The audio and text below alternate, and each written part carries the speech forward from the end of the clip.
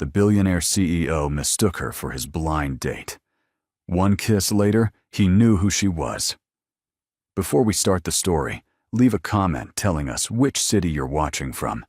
And at the end, don't forget to rate the story from 0 to 10.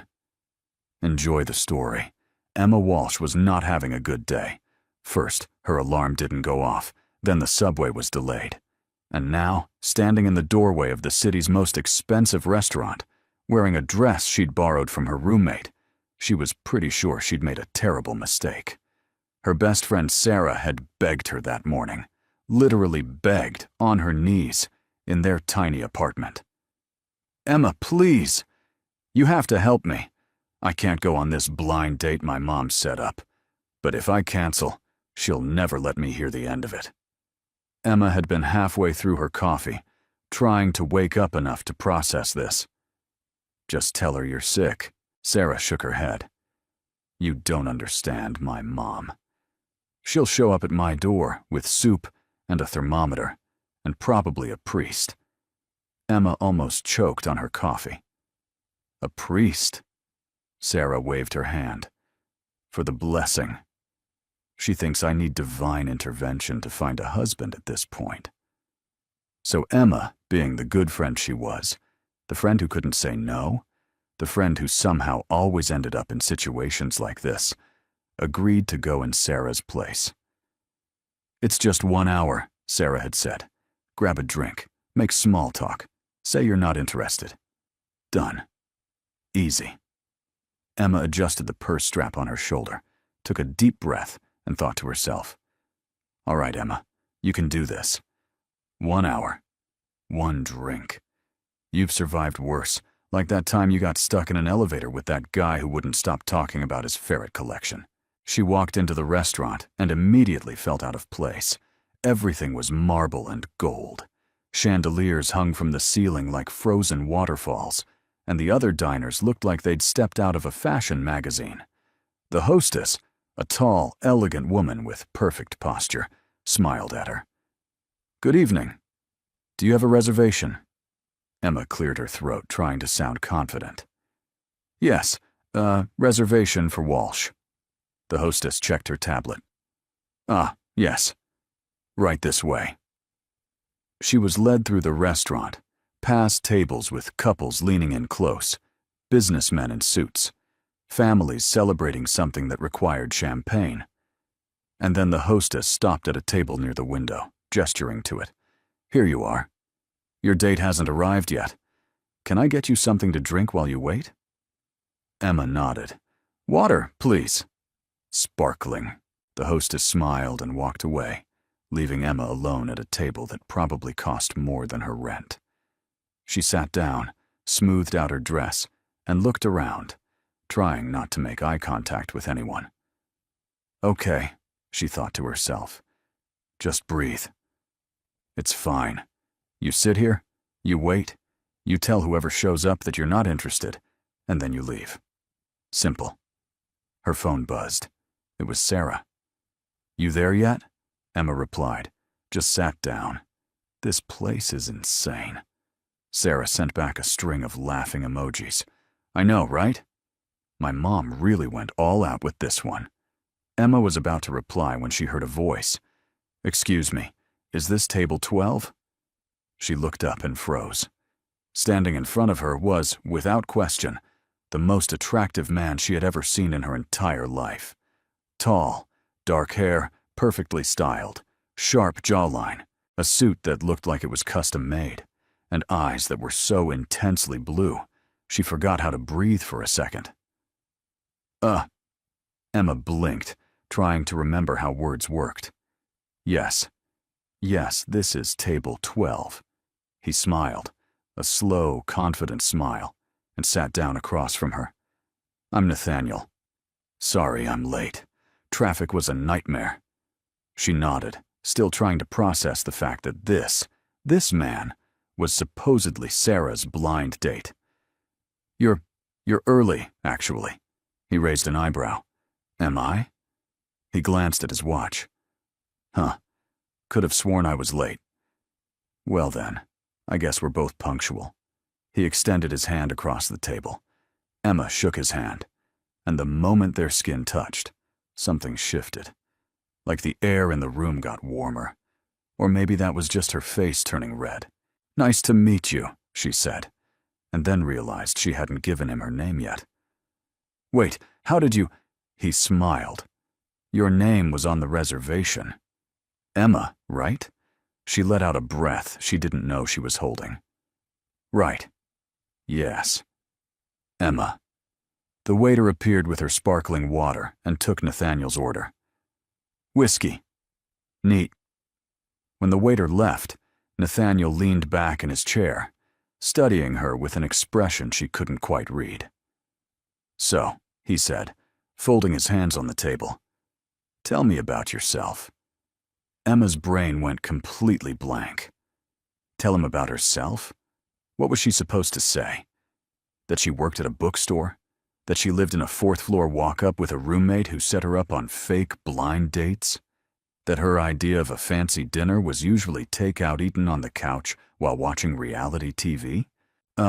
Well, she started, tucking her hair behind her ear. I work in books." He raised an eyebrow. "You're a writer?" "Not exactly. I work at a bookstore uptown. Small place, family-owned. It's called Chapter and Verse." He nodded, looking genuinely interested. "I know that place," he said, leaning forward. "Wait, you do?" Emma was surprised. "It's kind of tucked away." "Most people walk right past it." "I don't walk past bookstores," he replied, smiling. "And besides, I bought a first-edition Hemingway there 2 years ago. The owner, an older guy with glasses?" "Yes." "That's Mr. Peters," Emma said, smiling for real now. "He's the one who hired me." He nodded. "Small world," she laughed. "It really is. So what about you? What do you do?" Nathaniel took a sip of his whiskey, which had just arrived. "I run a company here in the city," he said it simply, like it was no big deal. "What kind of company?" Emma asked. "Investment firm, mergers, acquisitions, that sort of thing." Her eyes widened. "Oh, wow, that sounds intense." "It can be," he admitted, "but I like it. Keeps me sharp." She smiled. He smiled. And for a moment, the restaurant noise faded into the background. It was just the two of them at that table by the window. And Emma thought to herself, "Okay, maybe Sarah's mom isn't completely insane." They talked for an hour, about books, about the city, about travel. Nathaniel had been to 12 countries in the past year. Emma had been to New Jersey twice. But somehow, the conversation flowed, easy, natural, like they'd known each other longer than 60 minutes. And then Nathaniel did something unexpected. He reached across the table and gently took her hand. Emma's heart skipped. He looked at her, his blue eyes serious. "Can I be honest with you?" She nodded, not trusting her voice. "I didn't think this was going to go well," he admitted. "Blind dates usually don't. But you—" He paused, his thumb brushing against her hand. "You're different." Emma felt her cheeks flush. "Different good or different bad?" "Different amazing," he said. And before she could process what was happening, he stood up, walked around the table and leaned down close, so close she could smell his cologne, something expensive and woodsy. "Can I kiss you?" he whispered. Emma's brain short-circuited. "Yes," she heard herself say. And then his lips were on hers. The kiss was soft at first, testing, then deeper. His hand cupped her cheek, and she felt her whole body light up like fireworks on the 4th of July. When they finally pulled apart, both breathing a little harder, Nathaniel looked at her with an expression that was equal parts surprised and something else, something she couldn't name. "Wow," he said, sitting back down, his voice a little rough. "Yeah," Emma agreed, her heart pounding. "Wow." And that's when everything went sideways. The restaurant door opened, and a woman walked in. Tall, blonde, wearing a red dress that screamed confidence. She scanned the room, and then her eyes landed on their table. "Nathaniel!" she called out, waving. Nathaniel turned. His face went from relaxed to confused in half a second. "Catherine?" He stood up. "What are you doing here?" The blonde, Catherine, walked over, smiling. "I'm here for our date." She looked at Emma, then back at Nathaniel. "Table 12, right?" Emma's stomach dropped. Nathaniel blinked. "Our date?" Catherine nodded, pulling out her phone. "I have the confirmation right here. Dinner at 7. Table 12. And then Emma understood. Oh no. Oh no, no, no. She looked at the table number written on the little gold plaque. Table 21. Not table 12. She was at the wrong table. Nathaniel followed her gaze, saw the number, and his expression shifted from confused to stunned. "Wait," he looked at Emma. "You're not—" Emma felt her face go from warm to blazing hot. I sat at the wrong table." She stood up, knocking her napkin to the floor. "I thought this was— I'm so sorry." Catherine looked between them, clearly piecing it together. "Did I interrupt something?" Emma didn't wait to hear Nathaniel's response. She grabbed her purse, muttered another apology, and practically ran out of the restaurant, her heels clicking against the marble floor, her heart hammering in her chest. Outside, the cool night air hit her face, and she leaned against the building, trying to catch her breath. What just happened? She kissed a stranger. She kissed someone else's blind date. She sat at the wrong table. And now, oh God, now she had to go home and tell Sarah. And worse, much worse. She couldn't stop thinking about that kiss, about his hand on her cheek, about the way he looked at her like she was the only person in the world. "Emma, this is bad," she whispered to herself. "This is really, really bad." But deep down, she knew something else was true too. That kiss, that connection, it was real. And she had no idea what to do about it. Emma burst through the apartment door like she was being chased by ghosts. Sarah was on the couch, eating ice cream straight from the container, watching some home renovation show. "How'd it go?" Sarah asked without looking up. "Was he boring? Weird? Did he talk about cryptocurrency the whole time?" Emma dropped her purse on the floor, kicked off her heels, and collapsed onto the couch with a dramatic groan. Sarah finally looked over, spoon frozen halfway to her mouth. "Okay, that bad." "Worse," Emma said, covering her face with her hands. "So much worse." Sarah set down the ice cream, her eyes going wide. "Wait, what happened? Did he, propose? Was he a catfish? Oh God, was he married? No, nothing like that." Emma sat up, her hair a mess, her lipstick. Well, let's just say it wasn't where it was supposed to be anymore. "I sat at the wrong table." Sarah blinked. "What?" "Wrong." Table Emma grabbed a throw pillow and hugged it to her chest. "I sat at table 21. The reservation was for table 12. "Okay, so?" Sarah shrugged. "That's not that bad. Just a little mix-up." "Sarah." Emma looked her dead in the eye.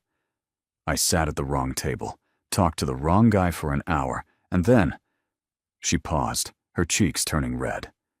"And then I kissed him." Silence. Complete silence. Sarah's mouth dropped open. "You what?" "I kissed him," Emma practically shouted. And it was incredible. Like movie-level incredible. And then his actual blind date showed up, and I realized I was at the wrong table the entire time. And I ran. I literally ran out of there like some kind of rom-com disaster. Sarah stared at her for a solid 5 seconds. And then she burst out laughing. Not just a little chuckle. Full on, doubled over, tears streaming down her face laughter. "It's not funny."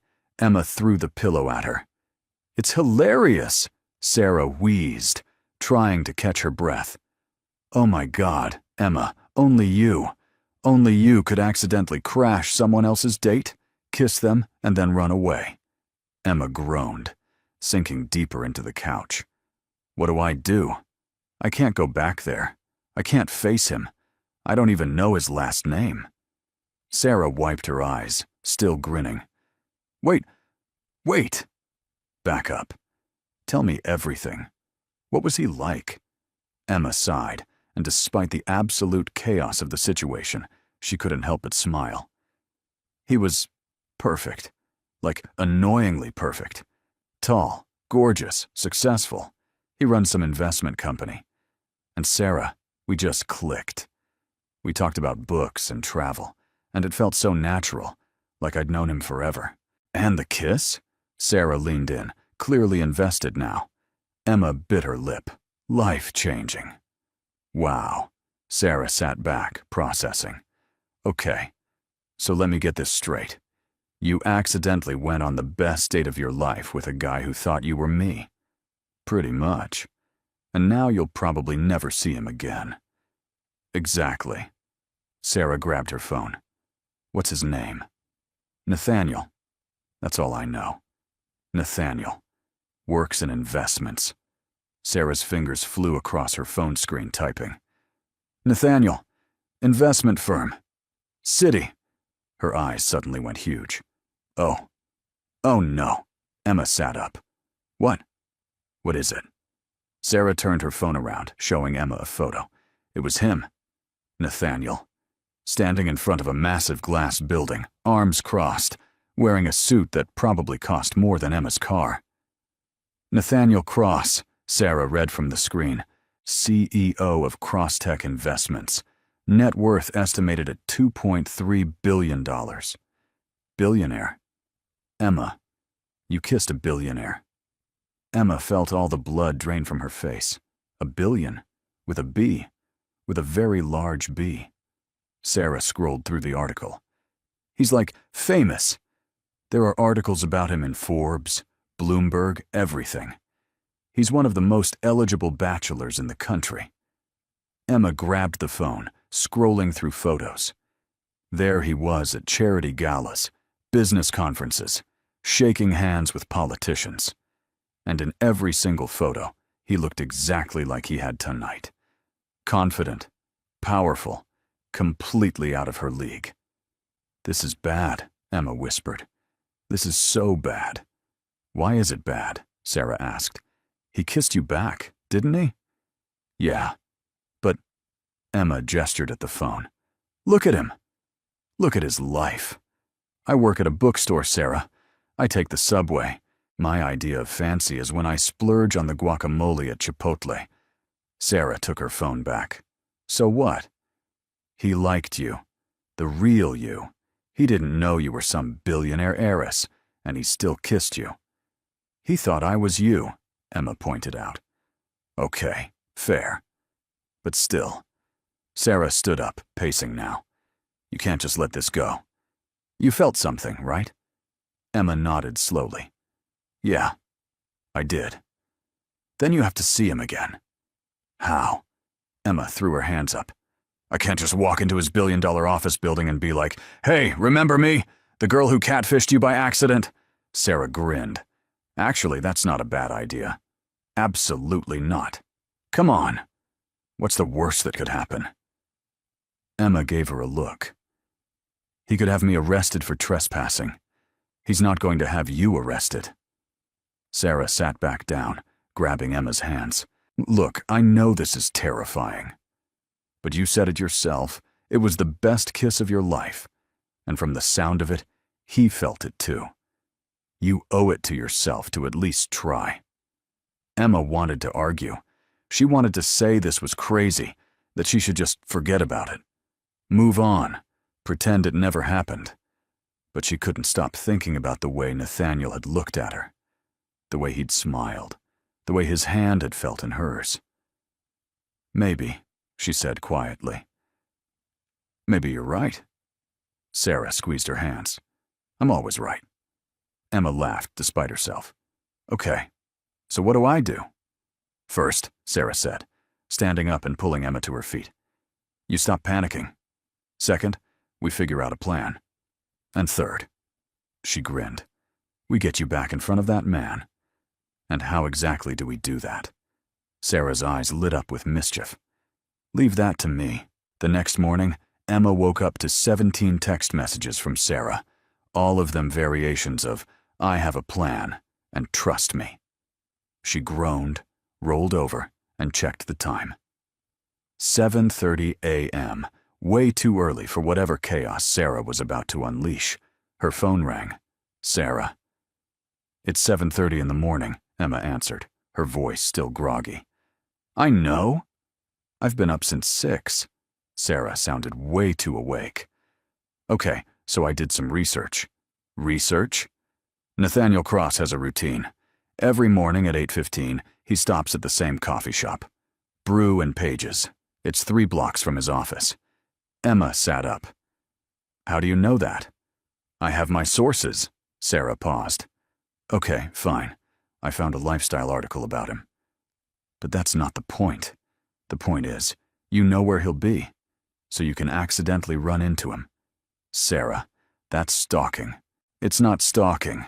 It's strategic positioning." Emma rubbed her face. "I don't know." "Emma," Sarah's voice got serious. "You spent all night talking about how much you regret running away. Here's your chance to fix it. What's the worst that could happen?" Emma thought about it. Nathaniel could ignore her. He could be angry, he could laugh at her, or he could smile at her the way he did last night. "Okay," she said, throwing off the covers. "Okay, I'll do it." "Yes," Sarah cheered. "Wear something cute but casual. Like, I just happened to be in the neighborhood cute." "Got it." "And Emma." "Yeah." "Good luck. You're going to need it." An hour later, Emma stood outside Brew and Pages, her heart pounding so hard she thought it might actually break through her ribcage.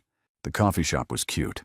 Exposed brick, plants hanging from the ceiling, the smell of fresh coffee, and baked goods wafting through the air. Through the window, she could see it was moderately busy. A few people on laptops, a couple sharing a muffin, and no sign of Nathaniel. Yet. Emma checked her watch. 8:10 a.m.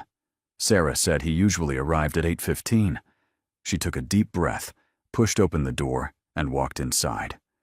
The barista, a young guy with a nose ring and a friendly smile, greeted her. "Morning. What can I get you?" Emma glanced at the menu, her brain not really processing anything. "Just a latte. Medium. Thanks." "You got it." She paid, grabbed her coffee, and found a table near the window. Not too obvious, but visible enough that when Nathaniel walked in, he'd see her. Her phone buzzed. Sarah. "Is he there yet?"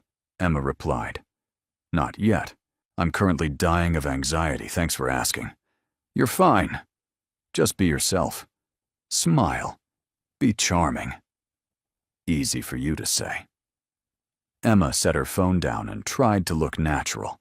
She took a sip of her latte, which was actually really good, and pulled out a book from her bag. If she was going to sit here and wait, she might as well look like she had a reason to be here. The door chimed. Emma looked up, and there he was. Nathaniel Cross, in a charcoal gray suit, carrying a leather briefcase, looking like he'd just stepped out of a magazine ad for success. Their eyes met, and for a second, just a second, the entire world stopped. Nathaniel froze in the doorway, his hand still on the door handle. His expression shifted from surprise to something Emma couldn't quite read. Confusion? Recognition? Maybe a little bit of both. Emma's grip tightened on her coffee cup. Her book, which she now realized was upside down, sat uselessly in front of her. "Say something," her brain screamed. "Anything. Don't just sit there like a statue." But before she could open her mouth, Nathaniel walked toward her. Slowly, deliberately, like he was trying to figure out if she was real or some kind of coffee shop-induced hallucination. He stopped at her table. "Emma?" His voice was careful, like he was testing the name. She swallowed. Hi. Hi. He glanced around the coffee shop, then back at her. Are you following me? What? No. Emma's face went red. I mean, not in a creepy way. She gestured vaguely. I come here sometimes. It's close to my work. That was a lie. She'd never been to this coffee shop in her life, and from the look on Nathaniel's face, he knew it. He raised an eyebrow. You work at a bookstore uptown, right? Yes. I was in the area. For reasons. Smooth, Emma. Real smooth. Nathaniel's lips twitched. Was he trying not to smile? Reasons. Important reasons, she added, doubling down on the terrible lie. He set his briefcase down, and to her complete shock, pulled out the chair across from her and sat down. Okay, let's say I believe you. Emma blinked. You're not mad? Mad? He leaned back, crossing his arms. Why would I be mad? Because She lowered her voice, glancing around to make sure no one was listening. Because I sat at the wrong table last night. I crashed your blind date. I let you think I was someone else. And then I kissed you. And then I ran away like some kind of coward. Nathaniel studied her for a long moment. Then he smiled. That same slow, devastating smile from the night before. Yeah, you did all of those things. Emma groaned, covering her face with her hands. I'm the worst person ever. I wouldn't say that. She peeked through her fingers. No. No. He leaned forward, resting his arms on the table. Confused. Yes. Intrigued. Definitely. But mad? Not really. Emma lowered her hands, her heart doing strange, fluttery things. Intrigued? Very. His blue eyes held hers. You kissed me and then disappeared. Do you have any idea how rare that is? What, kissing you? He laughed. No. Someone surprising me. I spend most of my day in meetings with people who want something from me. Money, connections, favors. It's all very transactional. He paused. But you didn't even know who I was. You just talked to me like I was a normal person. Emma bit her lip. You are a normal person. Not according to Forbes. She smiled despite herself. Okay, so you're a very rich, normal person. Exactly, he grinned. And for the record, that was the best blind date I never actually had. Emma's heart flipped. Really? Really? He reached across the table, his fingers brushing hers. So here's my question. Who are you, actually? Because I know you're not my blind date. And unless I'm mistaken, you're not just some random woman who sits at wrong tables for fun. Emma took a deep breath. My name is Emma Walsh. I work at Chapter and Verse bookstore. My best friend Sarah was supposed to go on that blind date, but she couldn't. So she asked me to go instead. I sat at the wrong table by accident. And then you showed up, and She shrugged helplessly. I didn't correct you. I should have. But I didn't. Nathaniel nodded slowly, processing. So the woman in the red dress, Catherine, that was your actual date. Right. He ran a hand through his hair. Well, for what it's worth, I'm glad you sat at the wrong table. Emma's eyes widened. You are? Yeah. He smiled. Because otherwise, I would have spent the evening with someone I had zero chemistry with, and I never would have met you. Emma felt her cheeks flush. That's really sweet. I'm a sweet guy, he said. Deadpan. She laughed. A sweet billionaire? He winced. You know about that? My roommate Googled you. Of course she did. He sighed. Look, I know what it looks like. The money, the company, all of it. But I'm just Nathaniel Cross, CEO of Crosstech Investments, net worth $2.3 billion. Forbes' most eligible bachelor 3 years running. He stared at her. You really did your research. Sarah's very thorough. Apparently. He leaned back in his chair. So now that you know all of that, are you going to run away again? Emma thought about it. Honestly thought about it. Because yes, he was a billionaire. Yes, he was way out of her league. Yes, this whole situation was completely insane. But when she looked at him, really looked at him, she didn't see dollar signs or magazine covers. She saw the guy who talked about books with her, who smiled when she made a joke, who kissed her like she was the only person in the world. "No," she said finally. "I'm not running." His expression softened. "Good. Because I'd really like to take you to dinner. An actual dinner, where we both know who the other person is." Emma smiled. "I'd like that. Tonight? Tonight? Unless you're busy saving more blind dates from disaster." She laughed. "Tonight works." Nathaniel stood up, grabbing his briefcase. "I'll pick you up at 7. And Emma?" "Yeah? Wear whatever you want. I don't care if it's a borrowed dress or sweatpants. I just want to see you." And with that, he walked out of the coffee shop, leaving Emma sitting there with a stupid grin on her face and a heart that felt about 10 sizes too big for her chest. Her phone buzzed immediately. "Sarah." "Well?" "Emma, I have a date, a real one." "Sarah." "With the billionaire?" "Emma." "With the billionaire?" "Sarah." I'm screaming. I'm literally screaming.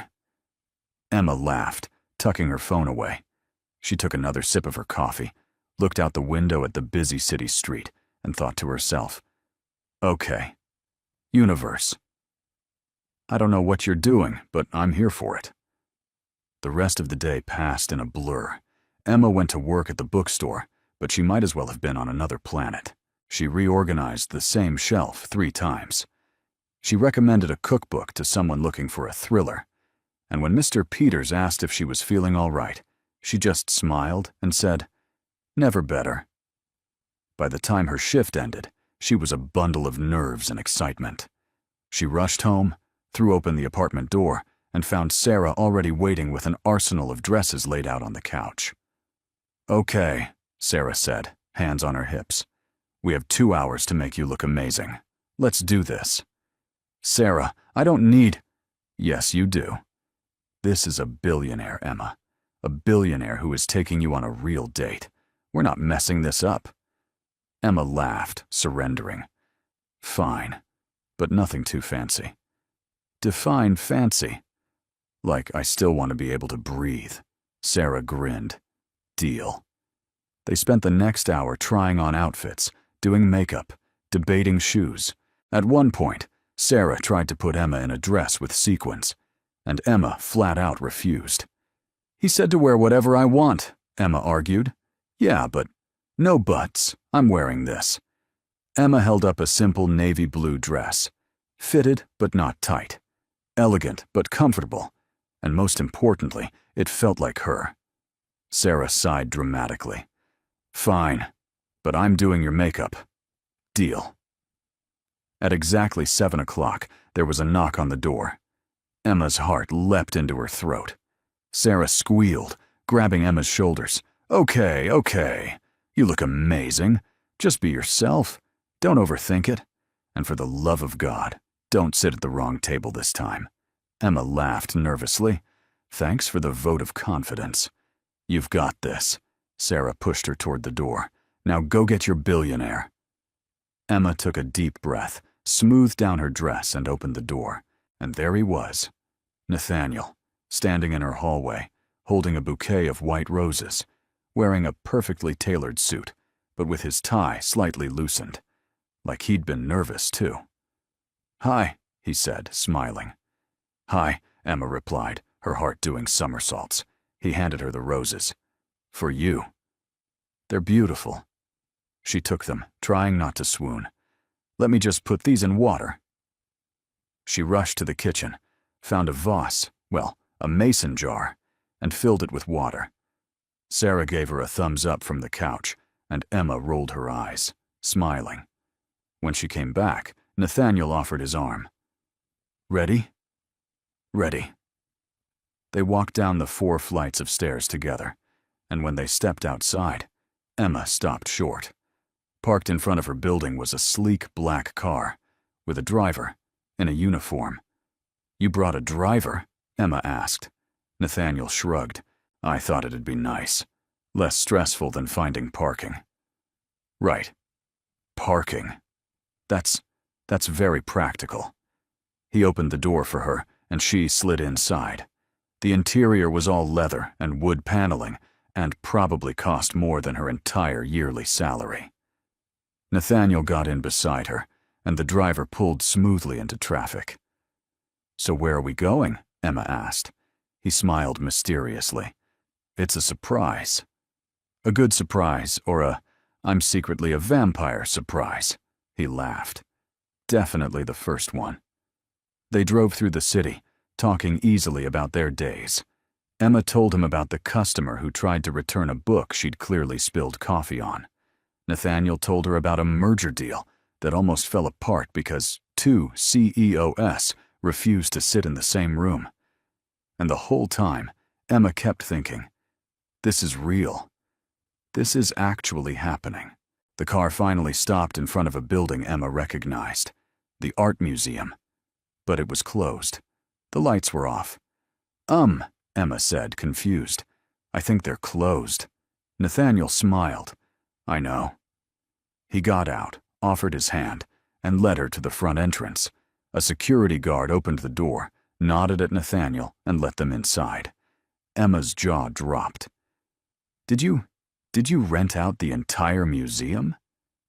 "Just for a few hours," Nathaniel said casually, like that was a totally normal thing to do. The museum was empty. Silent. Beautiful. Paintings hung on the walls, sculptures stood in corners, and soft lighting made everything look like a dream. "Nathaniel, this is too much?" He looked genuinely worried. "I wasn't sure. I just thought. You like books, and museums are kind of like books, but with art and—" Emma kissed him. Right there, in the middle of the empty museum. She stood on her tiptoes, cupped his face, and kissed him like her life depended on it. When she pulled away, Nathaniel was smiling. "So, not too much." "It's perfect," Emma whispered. "You're perfect."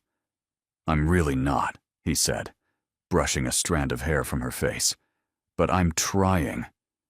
And as they walked through the museum together, hand in hand, Emma realized something. This wasn't just a date. This was the beginning of something real.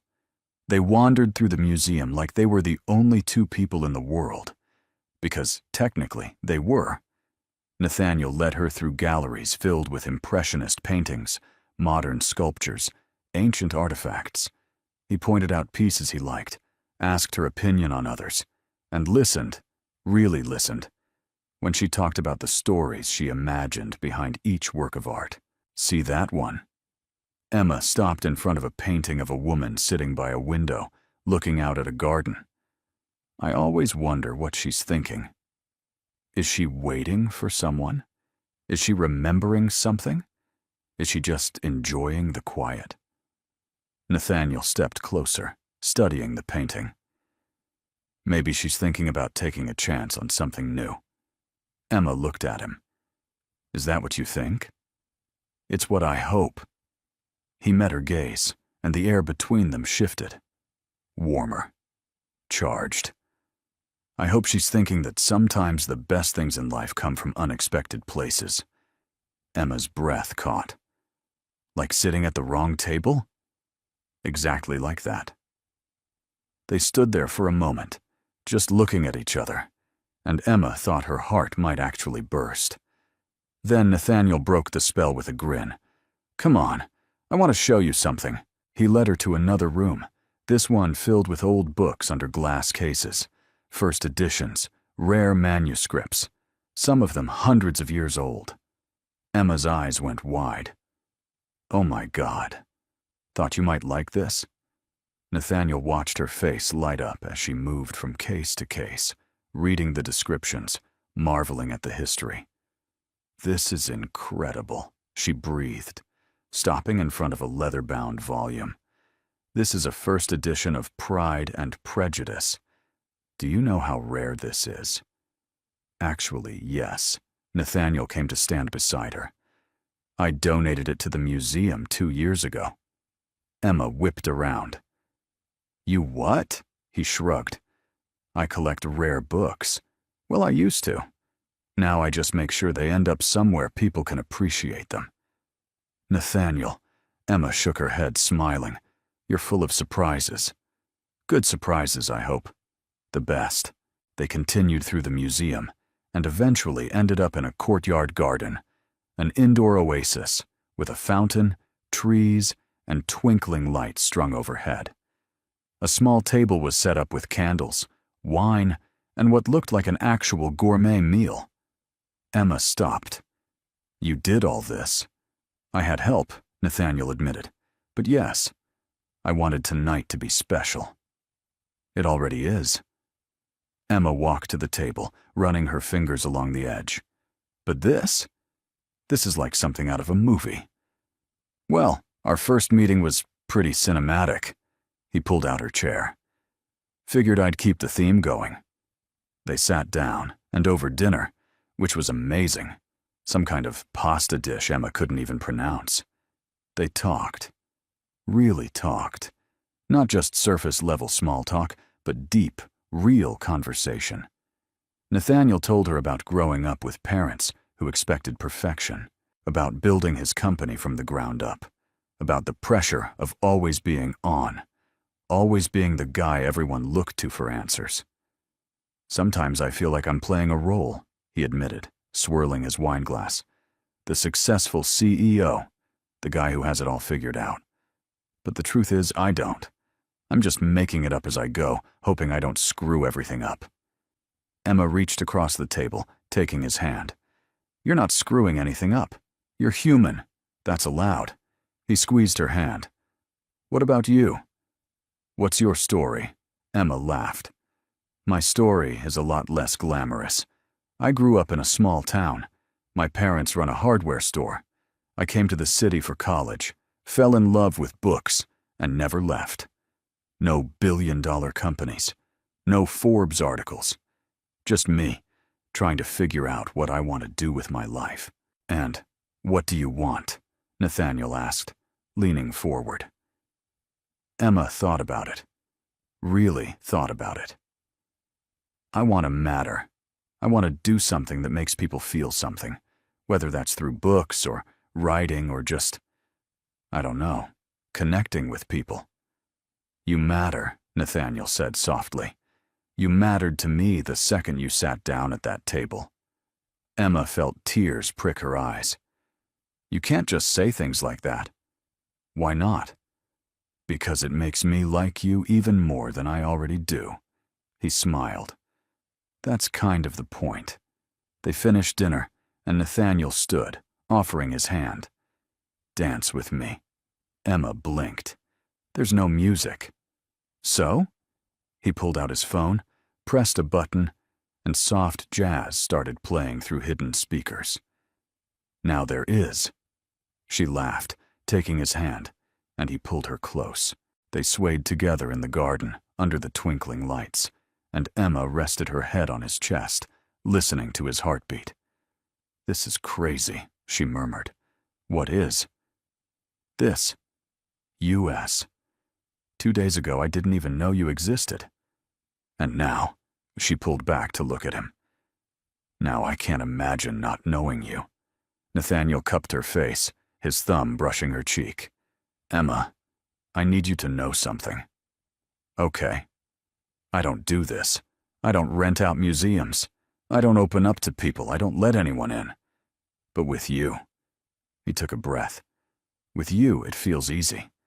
Like I can just be myself. And that scares the hell out of me. Emma's heart ached in the best way. It scares me too. Yeah? Yeah. Because what if this is just a moment? What if tomorrow we wake up and realize this was just some crazy, beautiful mistake? Nathaniel shook his head. It's not a mistake. How do you know? Because I've never felt like this before. He leaned his forehead against hers. And I don't want it to end. Emma closed her eyes, breathing him in. Me neither. They stood there, holding each other, the music playing softly around them. And for the first time in a long time, Emma felt like she was exactly where she was supposed to be. Eventually, the night had to end. Nathaniel drove her home, walked her to her door, and kissed her goodnight. A slow, sweet kiss that left her dizzy. "I'll call you tomorrow," he said, his hand still on her waist. "You better," Emma replied, smiling.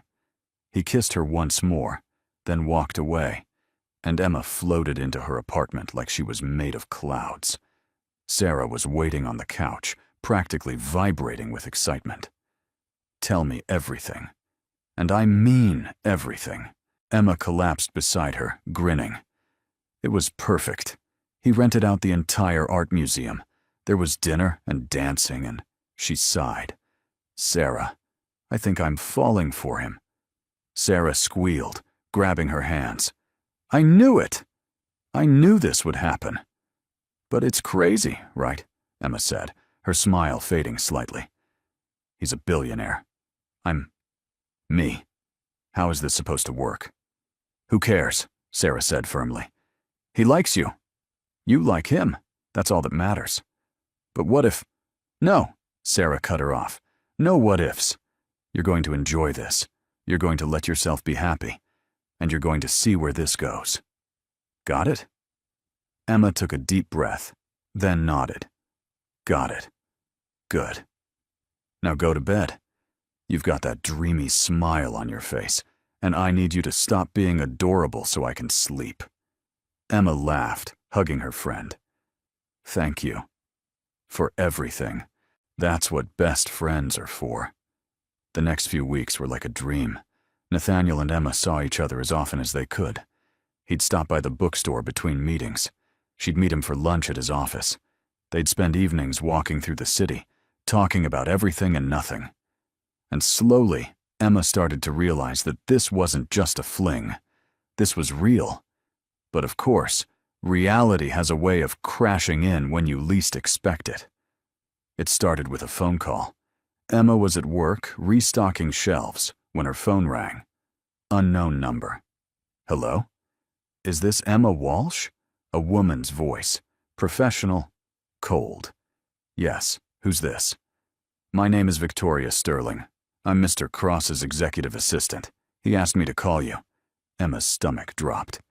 "Is everything okay?" "Mr. Cross would like to invite you to a gala event this Saturday evening. It's a charity fundraiser. Black tie. He'll send a car for you at 6. Emma blinked. "A gala?" "Yes. Will you be attending?" Yes. Yes, I'll be there." "Excellent. I'll send over the details. Have a good day, Miss Walsh." The line went dead. Emma stared at her phone, her heart racing. A gala. Black tie. She didn't even own anything remotely black tie appropriate. She immediately called Sarah. "Emergency. I need a dress. A fancy dress, like Cinderella-level fancy." Sarah didn't even hesitate. "I'm on my way. We're going shopping. Right now." 2 hours later, Emma was standing in a boutique dressing room staring at herself in the mirror. The dress was stunning. A deep emerald green, fitted at the top, flowing at the bottom. It made her feel like a princess, but it also cost more than 2 months' rent. "Sarah, I can't afford this," Emma said, stepping out of the dressing room. Sarah crossed her arms. "Then let Nathaniel buy it." "What?" "Number. Absolutely not." "Emma, he's a billionaire. He probably spends more on coffee in a week than this dress costs." "That's not the point." Emma looked at herself in the mirror again. "I don't want him to think I'm with him for his money." Sarah softened. "He's not going to think that. He knows you. But if you're really that worried, I'll loan you the money. You can pay me back whenever." Emma turned to her friend, eyes welling up. "Really? Really? Now stop crying and buy the damn dress. You're going to knock him dead." Saturday evening arrived faster than Emma expected. She spent the entire day a bundle of nerves. By the time the car arrived, another sleek black car with another uniformed driver, she was ready to throw up. The gala was being held at a massive hotel ballroom downtown. When Emma walked in, she felt like she'd stepped into another world. Crystal chandeliers, live orchestra, women in gowns that probably cost more than Emma's car, men in tuxedos that looked custom-tailored. And in the middle of it all, looking impossibly handsome in a black tuxedo, was Nathaniel. He saw her and immediately crossed the room, his eyes never leaving hers. "Wow," he said when he reached her. "You look incredible." Emma blushed. "You don't look so bad yourself." He offered his arm. "Ready?" "As I'll ever be." The night was overwhelming. Nathaniel introduced her to what felt like 100 people. Business partners, investors, socialites. Everyone was polite, but Emma could feel them sizing her up, wondering who she was, why she was there. At one point, a woman in a silver gown approached them. She was beautiful, model beautiful, with sharp eyes and an even sharper smile. "Nathaniel," she purred, air kissing both his cheeks. "It's been too long." "Victoria," Nathaniel said politely. "Emma, this is Victoria Ashford. We went to college together." Victoria's eyes flicked to Emma, assessing. "Charmed? And what do you do, Emma?" "I work at a bookstore," Emma said, lifting her chin. "How quaint." Victoria's smile didn't reach her eyes. "Nathaniel, we simply must catch up. There's a deal I'd love to discuss with you." "Maybe later," Nathaniel said, his hand tightening on Emma's waist. "I'm with Emma right now." Victoria's smile faltered for just a second. "Of course. Enjoy your evening." She walked away, and Emma let out a breath she didn't know she was holding. "Sorry about that," Nathaniel said. "Victoria's intense." "She's beautiful," Emma said quietly. "She's also not you." Nathaniel turned her to face him. "Hey, you okay?" Emma forced a smile. "Yeah, just, this is a lot." "I know, but you're doing great." He kissed her forehead. "Come on, let's get some air." They stepped out onto a balcony overlooking the city. The night air was cool, and the sounds of the party faded behind them. "Better?" Nathaniel asked. "Much?" Emma leaned against the railing. "Can I ask you something?" "Anything." "Do you ever feel like you're living in two different worlds?" Nathaniel frowned. "What do you mean?" "I mean," Emma gestured back toward the ballroom. "That world in there, it's your world, and it's so different from mine. Sometimes I wonder if I even belong." Nathaniel stepped closer, taking her hands. "Emma, listen to me. You belong wherever you want to belong, and I want you here, with me, in my world, in any world. But no buts." He cupped her face. "I don't care about the money or the galas or any of it. I care about you, just you." Emma felt tears prick her eyes. "Promise?" "I promise." He kissed her, slow and deep, and when they pulled apart, Emma knew. She was in love with him, completely, irrevocably, in love. The weeks that followed the gala were a whirlwind. Emma fell into a rhythm with Nathaniel, a rhythm that felt both exhilarating and terrifying. They'd meet for coffee before work. He'd text her throughout the day, little messages that made her smile. "Thinking about you. Can't wait to see you tonight. Reminder, you're amazing." But as much as Emma was falling deeper, she also felt the weight of their different worlds pressing down on her. Nathaniel's life was a constant stream of high-stakes meetings, business dinners, and social events. Emma's life was shifts at the bookstore, microwave dinners, and the occasional girls' night with Sarah. One evening, Emma was working late at Chapter and Verse, organizing a new shipment of books, when the bell above the door chimed. She looked up expecting a last-minute customer. Instead, it was Nathaniel. "Hey," she said, surprised. "What are you doing here? I thought you had a dinner meeting." "I did." He walked toward her, hands in his pockets. "I left early." "Why?" "Because I'd rather be here. With you." Emma's heart flipped. "Nathaniel, you can't just leave meetings." "I can. I'm the CEO. That's kind of the perk." He leaned against the counter, watching her. Besides, they were talking about profit margins for 45 minutes. I've heard it all before. Emma laughed, shaking her head. "You're ridiculous." "Ridiculously in love with you, maybe." She froze, her hand still on the stack of books. "What?" Nathaniel straightened, suddenly looking nervous. "I said I'm ridiculous. No, the other part." He took a breath. "I'm in love with you, Emma." The world stopped, completely stopped. Emma stared at him, her heart pounding so loud she was sure he could hear it.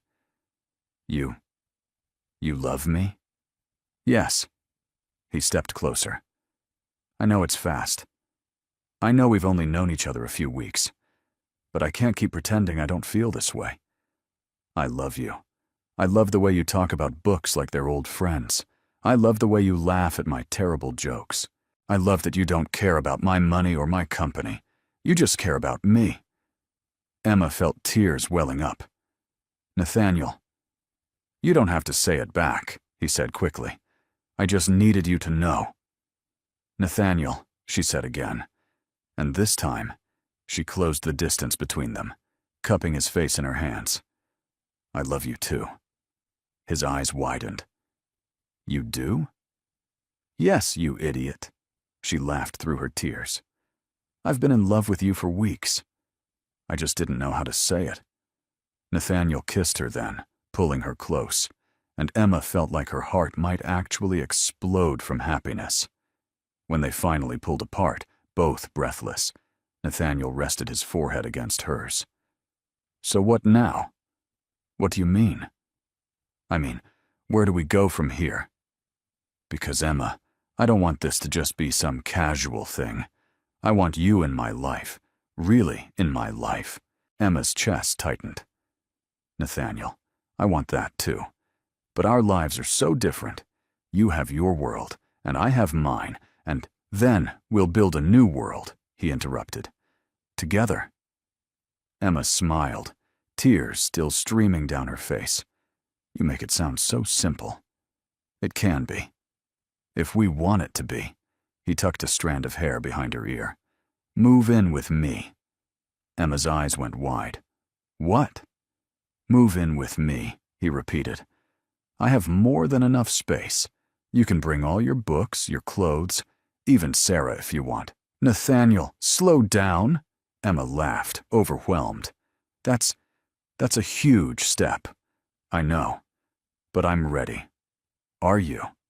Emma looked at him, really looked at him, at the man who rented out museums for her, who left important meetings just to see her, who loved her, not despite their differences, but because of them.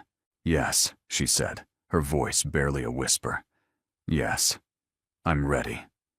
Nathaniel's face broke into the biggest smile she'd ever seen.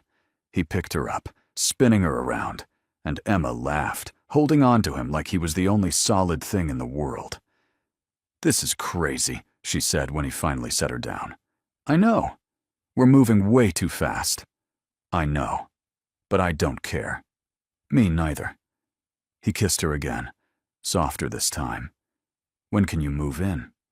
Emma thought about her tiny apartment, her mountains of books. Sarah. "I need to talk to Sarah first.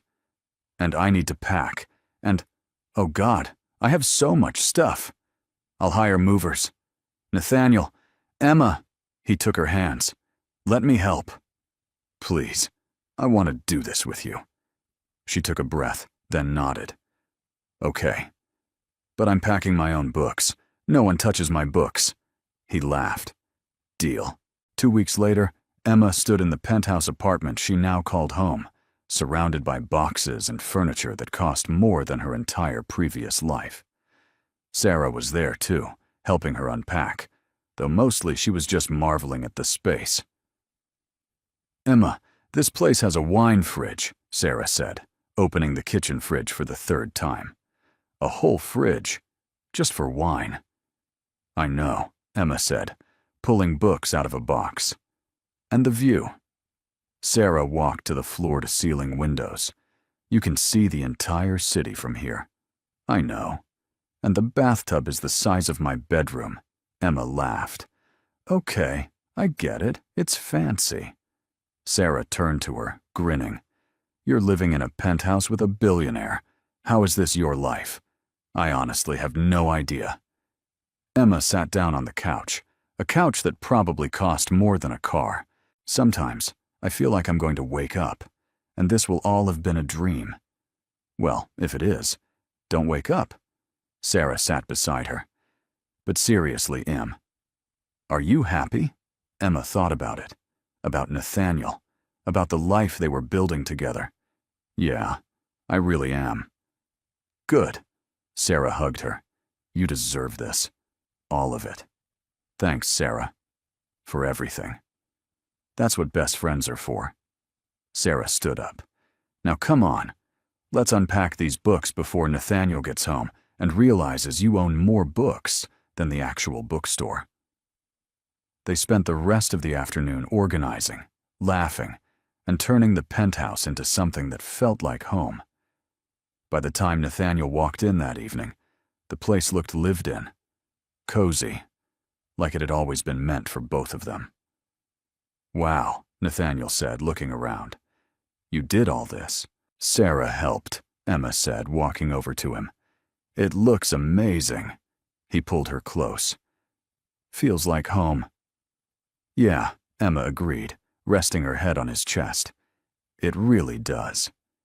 But of course happiness never lasts without a few bumps in the road. The first bump came in the form of a phone call. Nathaniel was in his home office, on a conference call, and Emma was curled up on the couch reading when her phone rang. Unknown number again. "Hello? Emma Walsh?" A man's voice this time. Deep. Official. "Yes. Who is this?" "My name is Gregory Hunt. I'm a journalist with the City Tribune. I'm working on a story about Nathaniel Cross, and I was hoping to ask you a few questions." Emma's stomach dropped. "I'm not interested." "It'll only take a few minutes. I just want to know how you and Mr. Cross met. There are rumors circulating that you're quite the mystery woman." I said, "I'm not interested." Emma's voice was firm now. "Please don't call me again." She hung up, her hands shaking. Nathaniel emerged from his office a few minutes later, looking tired. "Hey, you okay? You look pale." Emma hesitated. Should she tell him? Would it worry him? "Emma." He sat beside her, concerned. "What happened?" "A journalist called," she said quietly. "He wanted to ask about us, about how we met." Nathaniel's jaw tightened. "What did you tell him?" "Nothing." I hung up. He took her hand. "Good. Emma, I'm sorry. I should have warned you. Sometimes the press gets nosy. They want to know everything about my life, and now that you're part of it, they want to know about me too," Emma finished. "Yeah," he sighed. "If it gets to be too much, we can—" "No." Emma squeezed his hand. "I can handle it. I wasn't expecting it." Nathaniel pulled her close. "I'll take care of it. I'll have my team make it clear that our private life is off limits. Can you do that?" "I can try." He kissed the top of her head. "I won't let them make you uncomfortable. I promise." Emma nodded, trying to believe him. But deep down, she knew this was just the beginning. The second bump came a week later, at a business dinner Nathaniel had invited her to. It was smaller than the gala, just a handful of investors and their partners. But the moment Emma walked in, she felt out of place. The women were all polished, poised, talking about vacation homes and charity boards. The men were discussing stocks and mergers, and Emma? Emma had spent her day recommending young adult novels to teenagers and restocking the mystery section. She tried to engage, tried to keep up with the conversation. But every time she spoke, she felt like she was saying the wrong thing. At one point, a woman named Diane turned to her with a polite smile. "So, Emma, Nathaniel mentioned you work in retail." "I work at a bookstore," Emma corrected gently. "Oh, how charming." Diane's tone was sweet, but there was something condescending underneath. That must be so relaxing, just surrounded by books all day.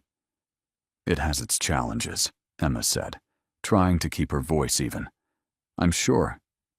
Diane sipped her wine. "Though I imagine it's quite different from what Nathaniel does. All those high-pressure decisions and whatnot." Emma felt her cheeks flush. "Yes, I suppose it is." Nathaniel, who'd been deep in conversation with one of the investors, seemed to sense the tension. He reached over, taking Emma's hand under the table. Later, in the car ride home, Emma was quiet. "You okay?" Nathaniel asked, glancing at her. "Yeah, just tired." "Emma!" He turned to her. "What's wrong?" She sighed. "Do you ever feel like I don't fit in your world?" Nathaniel frowned. "What?" "Number. Why would you think that?" "Because tonight, sitting at that table, I felt like everyone was looking at me thinking, what is she doing here? She doesn't belong." "Emma, and maybe they're right," she continued, her voice breaking. "Maybe I don't belong. Maybe I'm just the girl who works at a bookstore, and I'll never be more than that." Nathaniel pulled the car over, right there on the side of the road, and turned to face her fully. "Listen to me," he said, his voice firm. "You belong anywhere you want to belong. And those people tonight? They don't matter. Their opinions don't matter. The only thing that matters is you and me. Do you understand?" Emma nodded, tears streaming down her face. "I love you," Nathaniel said, cupping her face. "Not because of where you work or what you do. I love you because you're you, and I don't care what anyone else thinks." Emma leaned into him, letting him hold her. "I love you too. I'm sorry. I got in my own head." "It's okay." He kissed her forehead. "But promise me something." "What?" "Promise me you'll always tell me when you're feeling like this." "Don't keep it inside." Emma nodded. "I promise." They sat there for a while, just holding each other. And eventually, Nathaniel started the car again, and they drove home together. But Emma couldn't shake the feeling that this was just the beginning of the challenges they'd face. The article hit the internet 3 days later. Emma was at the bookstore, helping Mr. Peters inventory the classics section, when her phone started blowing up. Text after text. Call after call. She ignored it at first, assuming it was Sarah with some new emergency. But then Mr. Peters looked at his computer screen and frowned. "Emma, you might want to see this." She walked over, and her blood ran cold. There, on the homepage of the City Tribune, was a headline: "Billionaire CEO Nathaniel Cross's mysterious new girlfriend. Who is Emma Walsh?" Below it was a photo, one taken outside the restaurant the night of the gala. Emma and Nathaniel walking hand in hand, smiling at each other. "Oh no," Emma whispered. Mr. Peters patted her shoulder. "I'll give you a minute." Emma clicked on the article, her hands shaking. The piece wasn't outright cruel, but it was invasive. It detailed her job at the bookstore, her small-town upbringing, even her apartment, her old apartment, with Sarah. It painted her as a nobody who'd somehow caught the attention of one of the city's most eligible bachelors. The comment section was worse. "Gold digger? What does he see in her? She's obviously using him for his money." Emma felt sick. Her phone rang. Nathaniel. "Emma, I just saw it," he said the moment she answered. "I'm so sorry." I'm on the phone with my lawyers right now. Nathaniel, stop. Emma's voice was hollow. It's fine. It's not fine. They had no right to publish that. But they did. Emma closed her eyes. And now everyone knows about me. About us. Emma, I need to go. I'm at work.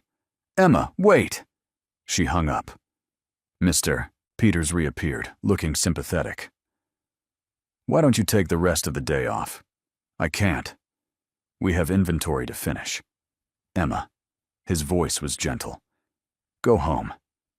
Take care of yourself. The books will still be here tomorrow. Emma nodded numbly, grabbed her coat and walked out. She didn't go home.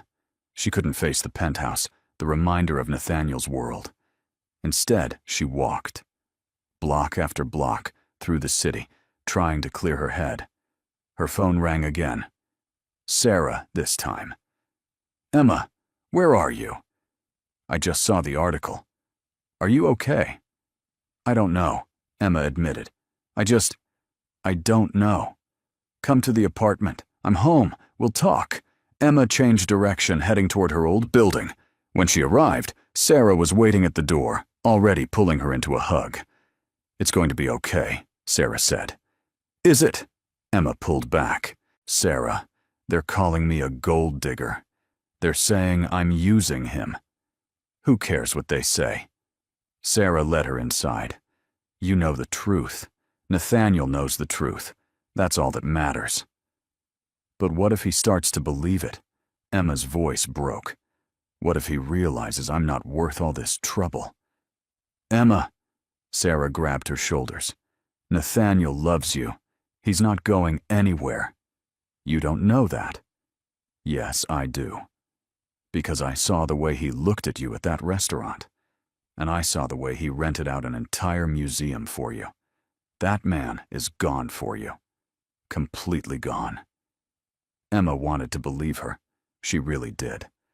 But the doubt had already taken root. Her phone buzzed again. Nathaniel, please call me. I'm worried. Emma stared at the message, then turned off her phone. Emma, Sarah said carefully, don't shut him out. I'm not. Emma sank onto the couch. I just need time to think.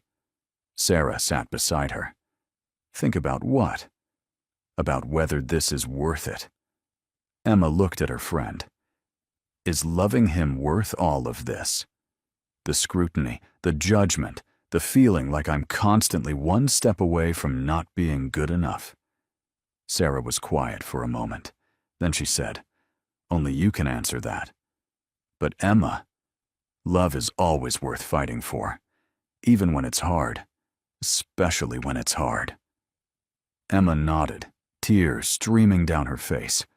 She stayed at Sarah's that night, curled up on the couch like old times. But it didn't feel the same, because home wasn't this apartment anymore. Home was with Nathaniel. The next morning, Emma turned her phone back on.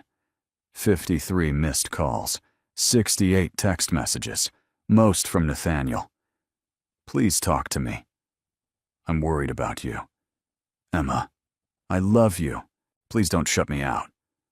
She took a deep breath and called him. He answered on the first ring. Emma. Hi, she said quietly. Where are you? Are you okay? I've been going out of my mind. I'm at Sarah's, and I'm okay. Silence. Then, can I see you? Emma hesitated. Nathaniel, I don't know if... Please, just let me see you. Let me explain. She closed her eyes. Okay, meet me at the bookstore in an hour. I'll be there. Emma hung up, took a shower, and tried to pull herself together. Sarah made her coffee and toast, which she barely touched. You're doing the right thing, Sarah said, talking to him. I hope so. An hour later, Emma was standing outside Chapter and Verse when a familiar black car pulled up. Nathaniel got out, looking disheveled, tie loosened, hair messy, dark circles under his eyes. Emma, he said, walking toward her. Hi. They stood there, just looking at each other. Then Nathaniel pulled her into his arms, holding her so tightly she could barely breathe. I was terrified, he whispered into her hair. I thought you'd left. I thought I'd lost you. Emma's resolve crumbled. She wrapped her arms around him, burying her face in his chest. I'm sorry. I needed space to think. I know. He pulled back, cupping her face. Emma, I am so sorry about that article. I never wanted you to deal with this. I tried to protect you, but I failed. It's not your fault. It feels like it is. He took a breath. But I need you to know something. I don't care what anyone says. I don't care what the press writes or what people think. All I care about is you and us. Emma felt tears welling up again. Nathaniel, this is so hard. I don't know if I'm strong enough for this life. You are, he said firmly. You're the strongest person I know, and you don't have to do this alone. I'm here. I'm always going to be here. But what if it gets worse? What if? Then we'll face it together. He kissed her forehead. Emma, I love you, and I'm not giving up on us. Not now. Not ever. Emma looked up at him, at the man who'd turned her world upside down in the best way possible. I love you too. Then come home, he said softly. Please, come home. Emma nodded, and Nathaniel held her hand as they walked to the car. On the drive back to the penthouse, Nathaniel made a call. Victoria. It's Nathaniel. I need you to schedule a press conference for tomorrow. I'm making a statement. Emma's eyes widened. Nathaniel, what are you doing? He looked at her, his jaw set. I'm setting the record straight. The press conference was held the next day at Nathaniel's office building. Reporters packed the room, cameras flashing, questions being shouted before he even reached the podium. Emma watched from the side, her heart pounding. Nathaniel stepped up to the microphone, looking calm and collected. But Emma could see the tension in his shoulders. Thank you all for coming, he began. I'll keep this brief.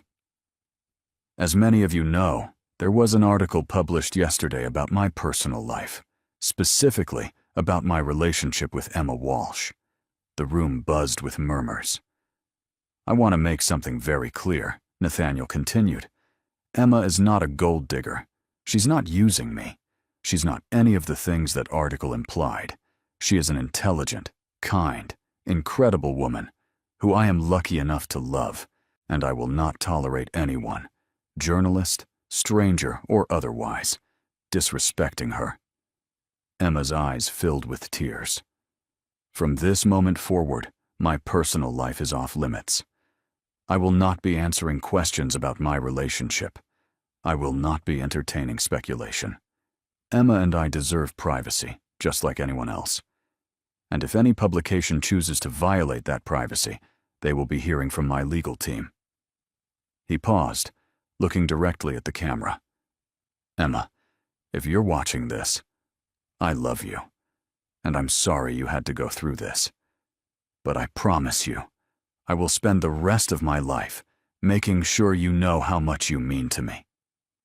The room erupted with questions, but Nathaniel stepped away from the podium and walked off the stage.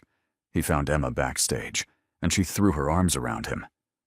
You didn't have to do that, she said, crying. Yes, I did. He held her tight. You're worth fighting for, Emma. Always. And in that moment, Emma knew. No matter what challenges came their way, they would face them together. Because love, real love, was always worth the fight. The press conference changed everything. Overnight, the narrative shifted. Instead of scrutinizing Emma, the media started respecting Nathaniel's boundaries. A few publications even published apologies. And while there were still whispers, still comments online, they didn't sting the way they had before, because Emma wasn't facing them alone anymore. Life settled into a new normal. Emma went back to work at the bookstore, though now she occasionally had to deal with curious customers who recognized her. Nathaniel continued running his company, though he made a point to leave work early more often to spend time with her. They cooked dinner together, or rather, Nathaniel tried to cook while Emma laughed at his attempts. They watched movies curled up on the couch. They spent weekends exploring the city, finding hidden bookstores and quiet cafes. And slowly, Emma stopped feeling like she didn't belong in his world, because she realized she didn't need to fit into his world. They were creating their own.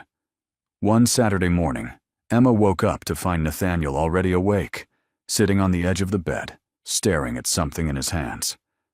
"Morning," she mumbled, rubbing her eyes. "What time is it?" "Early," he said, not turning around. Emma sat up. "Nathaniel? You okay?" He finally turned to face her, and she saw what he was holding, a small velvet box. Emma's breath caught. "I know this is going to sound crazy," Nathaniel said, his voice unsteady. "We've only been together a few months, and I know there are a million reasons why this is too soon, too fast, too everything." He opened the box, revealing a ring. Simple, elegant, perfect. "But Emma, I've spent my whole life being careful, making calculated decisions, never taking risks. And then you walked into my life, well, sat at the wrong table, and everything changed." Emma felt tears streaming down her face. "You make me laugh," Nathaniel continued. "You challenge me. You make me want to be better. And I don't want to spend another day without knowing that you're mine. Forever." He slid off the bed, kneeling in front of her. "Emma Walsh, will you marry me?" Emma stared at him, at the man who'd turned her life into a fairy tale. And she realized something. She'd been so focused on whether she belonged in his world that she'd forgotten the most important thing. He belonged in hers, too. "Yes," she whispered. "Yes. Yes. Yes." Nathaniel's face broke into the biggest smile she'd ever seen. He slid the ring onto her finger, and then he was kissing her, and Emma felt like her heart might actually explode from happiness. They spent the rest of the morning in bed, talking about the future, where they'd get married, whether they'd have kids, what their life would look like. "I want something small," Emma said, tracing patterns on his chest. "Nothing fancy. Just our closest friends and family." "Whatever you want," Nathaniel said, kissing the top of her head. "As long as I get to marry you, I don't care where or how." Emma smiled. "You're going to be such a sappy husband." "I'm a sappy fiancé," he corrected. "I'll be even worse as a husband." She laughed, and in that moment, everything felt perfect. But of course, life has a way of testing even the strongest love. The first test came in the form of Nathaniel's mother. Emma had never met her.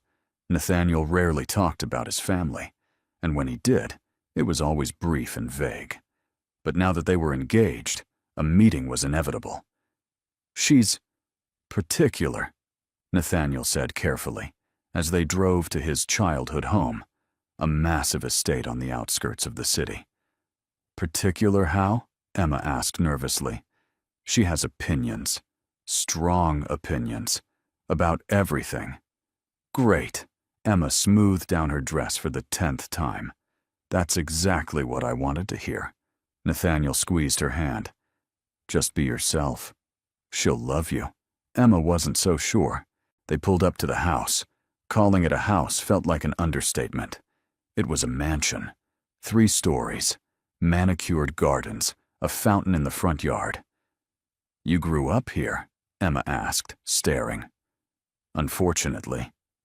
A butler answered the door, an actual butler, and led them to a sitting room where a woman sat, poised and elegant, sipping tea. Nathaniel's mother, Catherine Cross, was beautiful in that intimidating, timeless way. Perfect posture, perfect hair, a gaze that could cut through steel. "Nathaniel," she said, standing, "you're late." "By 5 minutes," he replied, kissing her cheek. Catherine's eyes slid to Emma. And you must be the fiancé. Emma Walsh, Emma said, extending her hand. It's nice to meet you, Mrs. Cross. Catherine shook her hand briefly. Please, sit. They sat. Catherine poured tea. The silence was deafening. So, Catherine finally said, looking at Emma, Nathaniel tells me you work at a bookstore. Yes, ma'am. Chapter and verse. It's a small, independent shop. How quaint. Catherine sipped her tea. And what do your parents do? They run a hardware store, back in my hometown. I see. Catherine set down her cup. And tell me, Emma, what are your intentions with my son? Emma blinked. I'm sorry. Your intentions? Nathaniel is a very successful man. He has a reputation to uphold. I need to know that you understand the responsibilities that come with being part of this family. Emma felt her cheeks flush. Mrs. Cross, I love your son. That's my intention, to love him and support him. Catherine's expression didn't change. Love is wonderful, dear, but it doesn't pay bills or maintain legacies. Mother, Nathaniel said, his voice tight. That's enough. I'm simply being realistic, Catherine replied. Emma seems like a lovely girl, but she's not. Not what? Nathaniel stood up. Not rich enough? Not from the right family? Not good enough for me? Catherine sighed. Nathaniel, sit down. You're being dramatic. No, I'm being honest. He turned to Emma. Come on, we're leaving. Emma stood, her heart pounding. Nathaniel, Catherine said, her voice sharp. If you walk out that door, then I walk out, he interrupted. I love Emma. I'm going to marry her. And if you can't accept that, then that's your problem, not ours. He took Emma's hand, and they walked out. In the car, Emma was silent. I'm sorry, Nathaniel said, gripping the steering wheel. I should have warned you. She's always been like that. It's fine, Emma said quietly. It's not fine. She had no right to speak to you that way. Emma looked at him. Nathaniel, she's your mother. That doesn't give her the right to disrespect you. He pulled over, turning to face her. Emma, listen to me. I don't care what she thinks. I don't care what anyone thinks. I love you, and I'm going to marry you. Okay? Emma nodded, tears streaming down her face. Okay. He pulled her into his arms, and they sat there for a while, just holding each other. Eventually, they drove home. And that night, as they lay in bed, Emma whispered, Do you think she'll ever accept me? Nathaniel was quiet for a moment. I don't know. But even if she doesn't, it doesn't change anything. You're still the person I want to spend my life with. Emma nodded, resting her head on his chest. I love you. I love you too. But deep down, Emma couldn't shake the feeling that this was just the beginning of a much larger battle. The second test came from an unexpected place. Emma was at work when a woman walked into the bookstore. She was elegant, poised, wearing designer clothes. She looked around, then her eyes landed on Emma. Emma Walsh? The woman asked. Yes? Emma frowned. Can I help you? The woman smiled, but it didn't reach her eyes. My name is Victoria Ashford. I believe you met me at Nathaniel's gala. Emma's stomach dropped. I remember. Good. Victoria walked closer. I'll get straight to the point. Nathaniel and I have a history. We were together for 3 years, and I think you should know that before you make any permanent decisions. Emma's heart pounded. Nathaniel never mentioned that. Of course he didn't. Victoria's smile was cold. Men never do. But the truth is, Emma, Nathaniel and I were perfect together. We came from the same world, understood the same pressures, and if you hadn't come along, we'd probably be engaged by now. Emma felt like the ground was shifting beneath her. Why are you telling me this? Because I care about him. Victoria stepped closer. And I don't think you're right for him. You're sweet, I'm sure, but you're not equipped to handle his life. The scrutiny, the pressure, the expectations. And eventually, he's going to realize that. Emma's hands clenched into fists. You're wrong. Am I? Victoria tilted her head. Think about it, Emma. How long before he gets tired of defending you? How long before he realizes you're more trouble than you're worth? Get out, Emma said, her voice shaking. Now. Victoria smiled. I'm just trying to help. No, you're trying to sabotage my relationship. And it's not going to work. So leave. Before I call security. Victoria held up her hands. Fine. But Emma, when this falls apart, and it will, remember that I warned you. She walked out, leaving Emma standing there, trembling. That night, Emma told Nathaniel everything. He was furious. Victoria came to your work. She had no right. Nathaniel, is it true? Emma interrupted. Were you two together? He sighed, running a hand through his hair. Yes, 3 years ago. But it ended badly. She wanted me to give up my company and join her family's business. I refused. We broke up. I haven't spoken to her since. Why didn't you tell me? Because it didn't matter, Nathaniel said. Emma, that relationship was over long before I met you. Victoria is in the past. You're my future. Emma wanted to believe him. She really did. But Victoria's words kept echoing in her mind. Eventually, he's going to realize you're more trouble than you're worth. Emma. Nathaniel cupped her face. Talk to me. What are you thinking? I'm thinking, Emma said quietly, that maybe Victoria's right. Maybe I'm not cut out for this. Nathaniel's eyes widened.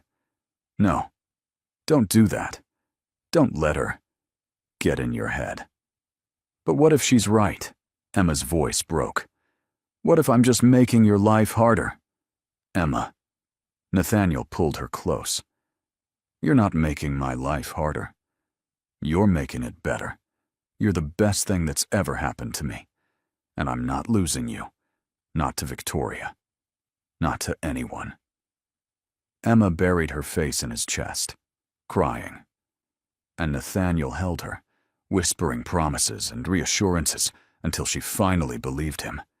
Because love, real love, meant fighting through the doubt, fighting through the fear, fighting through everything, and Emma was ready to fight. The next few weeks were a blur of wedding planning. Emma and Nathaniel decided on a small ceremony, just close friends and family, at a vineyard outside the city. Sarah was the maid of honor. Nathaniel's best friend from college, Marcus, was the best man. And despite all the chaos, all the doubt, all the challenges, Emma found herself genuinely excited. This was happening. She was marrying Nathaniel Cross. One afternoon, Emma and Sarah were at a bridal boutique, looking for the perfect dress. Emma had tried on at least 15, and none of them felt right. Too puffy, she said, stepping out of the dressing room in a ball gown. Sarah shook her head. Yeah, you look like a cupcake. Emma laughed, going back to try on another one. The next dress was simpler. Lace sleeves, a flowing skirt, a neckline that was elegant without being too revealing. Emma stepped out, and Sarah's eyes filled with tears. That's the one, Sarah whispered. Emma turned to look at herself in the mirror, and her breath caught. It was perfect. Yeah, she said softly. This is it. They bought the dress, and on the way home, Sarah said, I'm really happy for you, Em. You deserve this. Emma squeezed her hand. Thank you. For everything. I couldn't have done any of this without you. That's what best friends are for. The days leading up to the wedding were hectic. Flowers, seating arrangements, last-minute alterations. Emma barely had time to think, which was probably a good thing, because every time she did think, the doubt crept back in. What if something went wrong? What if Nathaniel changed his mind? What if... Emma! Nathaniel's voice pulled her out of her spiral. They were sitting on the couch, going over the guest list. Where'd you go? Sorry, just thinking. He set down the list, turning to face her. About? Emma hesitated. What if this is a mistake? Nathaniel frowned. What do you mean? I mean, what if we're moving too fast? What if we're not ready? What if... Emma! He took her hands. Look at me. She did. Do you love me? He asked. Yes, of course. And I love you. So, how could this be a mistake? Emma bit her lip. I don't know. I'm scared. I'm scared too, Nathaniel admitted. But I'm more scared of losing you. So, if we're going to be scared, let's be scared together. Okay? Emma nodded, tears streaming down her face. Okay. He kissed her, slow and sweet, and Emma felt the doubt melt away. Because this was right. They were right. The night before the wedding, Emma stayed at Sarah's apartment.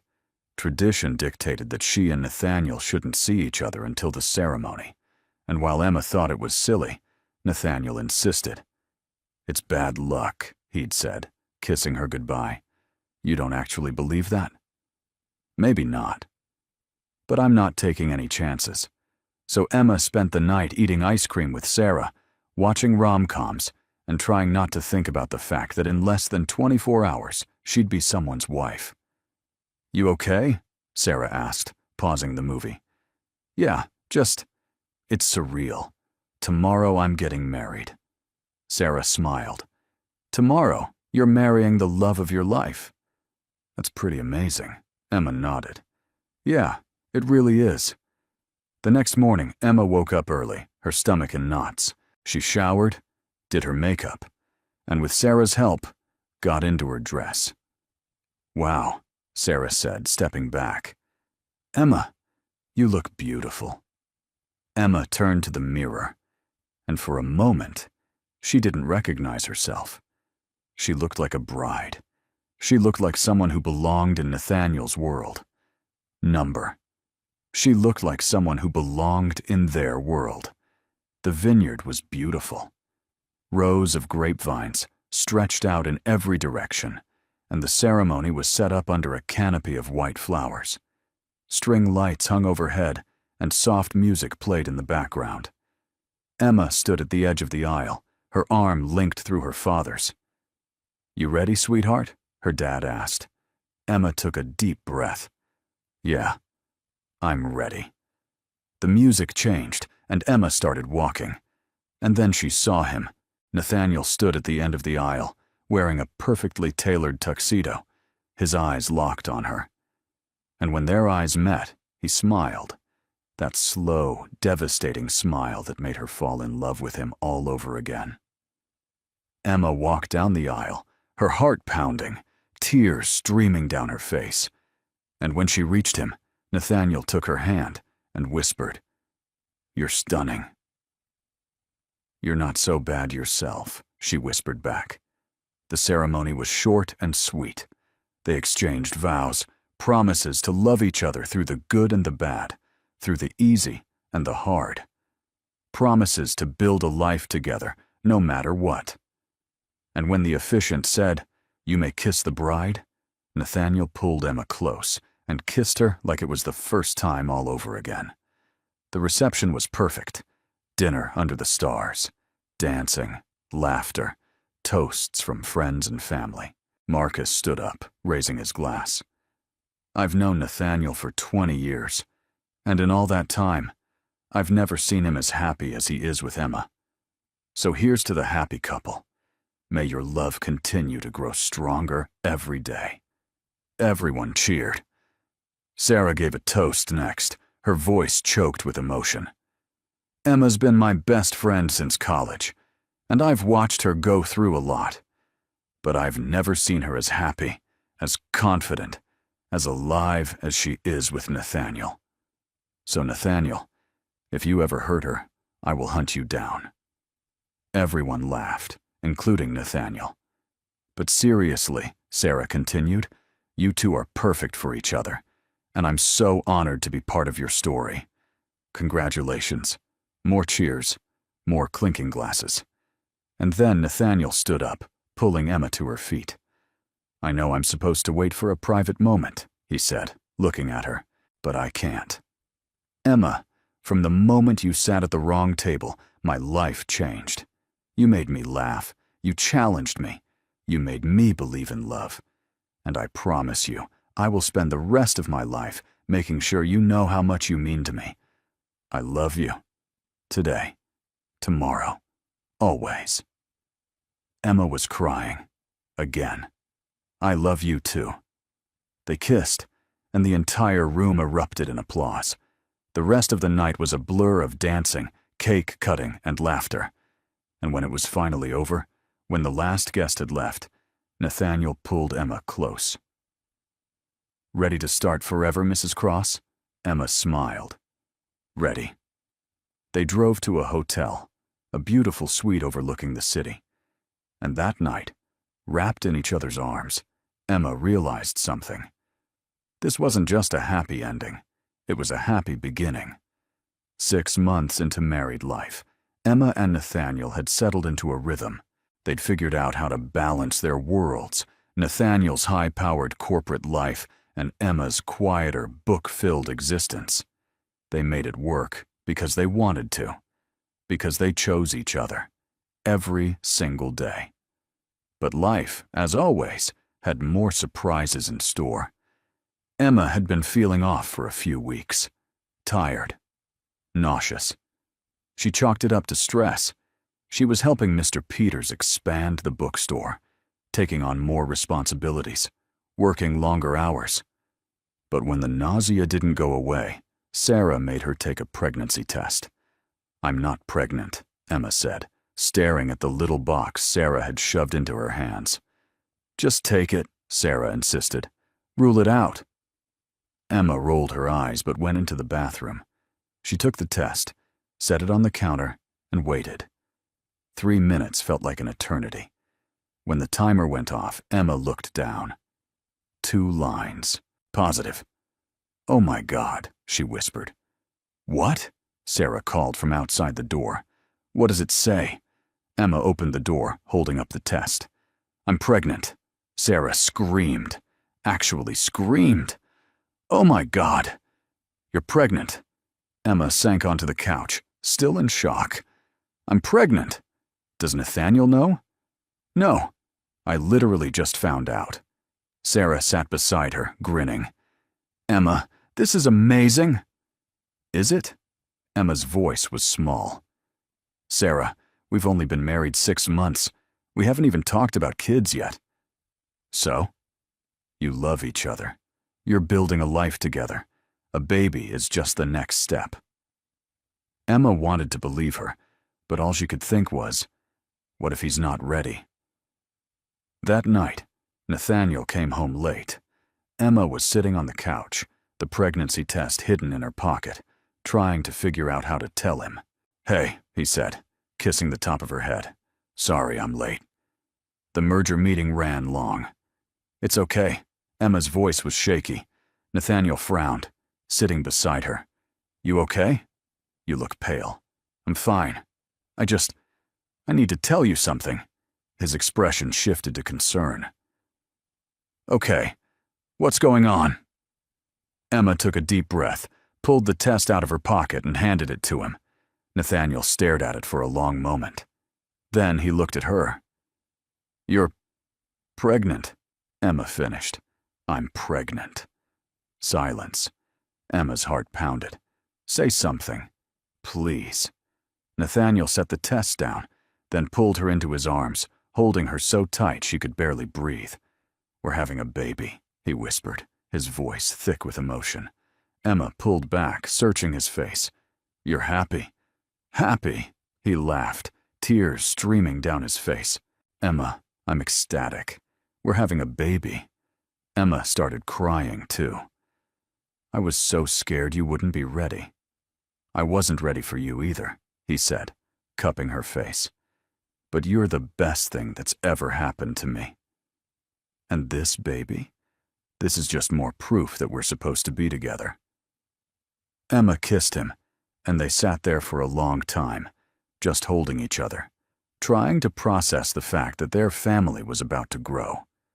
The next few months were a whirlwind. Doctor's appointments, morning sickness, Emma's body changing in ways she never expected. Nathaniel was there for all of it, holding her hair back when she was sick, rubbing her feet when they hurt, talking to her belly like the baby could already hear him. "Hey, little one," he'd say, resting his hand on her stomach. "It's your dad. Just wanted to let you know, your mom and I are really excited to meet you." Emma would laugh, running her fingers through his hair. "You're such a sap. I prefer the term devoted father." But not everything was perfect. Emma struggled with the changes to her body. She felt exhausted all the time, and the bookstore, which she loved, suddenly felt overwhelming. One day, she broke down crying in the middle of a shift. Mr. Peters found her in the back room, sobbing. "Emma," he said gently, "what's wrong?" "I don't know," she said, wiping her eyes. I feel like I'm failing at everything. The bookstore, being a wife, being pregnant. I can't do it all." Mr. Peters sat beside her. "Then don't." Emma blinked. "What? You don't have to do it all. You're creating a human being, Emma. That's a full-time job on its own.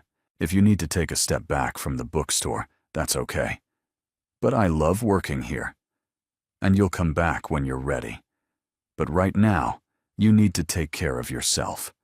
And that baby." Emma nodded, tears streaming down her face. "Thank you." That night, she told Nathaniel what Mr. Peters had said. "He's right," Nathaniel said. "Emma, you don't have to prove anything to anyone. Not to me, not to yourself. Just focus on staying healthy. Everything else can wait." Emma nodded, leaning into him. "I love you." "I love you too. Both of you." At 7 months pregnant, Emma and Nathaniel started preparing the nursery. They painted the walls a soft yellow, assembled a crib, and filled the room with books. "Of course you're giving our child a library," Nathaniel teased. "They need options," Emma said, organizing the shelves. Nathaniel laughed, pulling her close. "You're going to be an amazing mom. You're going to be an amazing dad."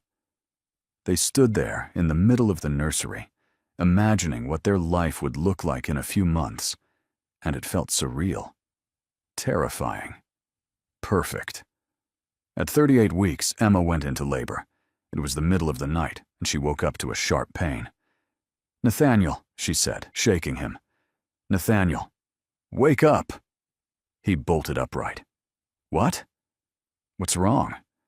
"I think it's time." His eyes went wide. "Time? Like baby time?" "Yes, baby time."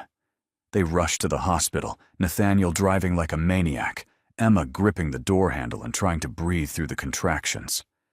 12 hours later, after what felt like an eternity of pain and pushing, and Nathaniel holding her hand and whispering encouragements, their daughter was born. Lily Rose Cross, 7 pounds, 3 ounces. Perfect in every way. The nurse placed her in Emma's arms, and Emma looked down at her daughter, this tiny, beautiful human, and felt her heart explode. "She's perfect," Emma whispered. Nathaniel leaned in, kissing Emma's forehead, then Lily's. "She's ours." Emma looked up at him, tears streaming down her face. "We did it." "You did it," Nathaniel corrected. "You're incredible." The first few weeks with Lily were exhausting. Sleepless nights, endless diaper changes, learning how to breastfeed. Emma felt like she was drowning. But every time she looked at her daughter, every time Lily wrapped her tiny hand around Emma's finger, it was worth it. Nathaniel was hands-on in a way Emma hadn't expected. He changed diapers, gave Lily baths, walked her around the apartment at 3 a.m. when she wouldn't stop crying. "You're a natural," Emma said one night, watching him rock Lily to sleep. "I'm terrified," he admitted. but I love her so much it hurts." Emma smiled. "Yeah, me too. Life with Lily was different, harder, but also fuller, richer, more meaningful." And as Emma sat in the nursery one night, feeding Lily while Nathaniel slept, she thought about everything that had led to this moment. Sitting at the wrong table, kissing a stranger, falling in love, getting married, having a baby. It all felt like fate, like the universe had been guiding her to this exact moment all along. "Thank you," she whispered to no one in particular, "for all of it." Lily cooed, and Emma kissed her forehead. This was her life now, and it was perfect. What did you think of Emma and Nathaniel's story? Share your thoughts in the comments. Rate this story from 0 to 10. What score would you give it? Don't forget to subscribe and hit the bell so you never miss one of our stories. And stick around to watch more heartfelt tales by clicking right here on the final screen.